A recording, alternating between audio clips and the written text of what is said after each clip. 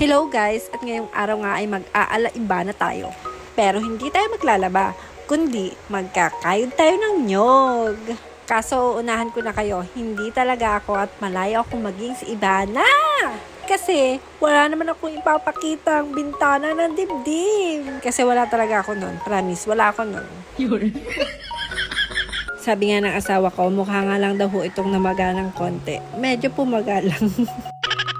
Kung ang cheese pandesal nga, may gamutang cheese sa loob, abay mana nga lang tayo doon. Sabi nga na magtitinda ng cheese pandesal, di bali na nga lang na maliit, basta meron. Nung isang araw pa nga ako ibig na ginataang tulingan. Kaso nga lang, tinatamad ako magluto. Kaya ngayon, medyo sinipag tayo. Hindi lang sinipag, nagkayod pa talaga tayo ng nyug sa halip na bumili na laang na ang koko mama ay ayaw ko. Ano ho ang gusto ko para manamis-namis. Kaso laang nga ho, ay di iisa ho ang kinaya ko at hindi ko na ho kayang damihan pa ang aking kakayudin. Diyos ko po, masakit ho sa kamay. Ay hindi naman ho ako hustler magkayod. Ang alam ko lang nga ho ay sumakay sa kayuran. Sa pagkakataon nga pong ito ay hindi ako masyadong nahihirapan magkayod. Medyo nahirapan lang ako sa pagbabalat ng nyog kasi ang hirap alisin ng bunot. Pero dito nga po sa pagkakayod ay dinahandahan ko lang. Kaya medyo napipil ko na okay lang pala, maalwan lang. Minsan kasi wag lagi nating mamadaliin ang isang bagay. Mas masarap talaga o mas madali kung dahan-dahan. Pero dahan-dahan man ho ay talagang nagkasugat pa nga din ng kaunti. Pero hindi naman malaki. Kaya pang tiisin. Ayos lang yan.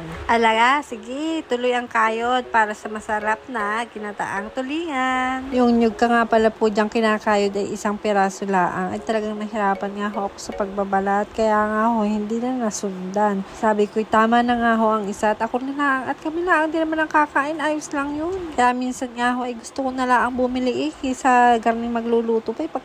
Tagal lutuin, pagkakahirap-hirap magkakayod pa ng niyog. Nagkayod na nga lang ho ako ng niyog at talaga naman yung pagkakamahal na nang bilihin ngayon kundi magtipid. May niyog naman na hindi kayo magkayod. Ay hindi ay sabi kakaiba daw ho ang lasa pag talagang natural na niyog ang gagamitin mo kaysa dun sa mga binibili. Iba nga ho ang lasa at manamis-namis. Yun pala yung nilagyan ng asukal, ano? Kaya tumamis.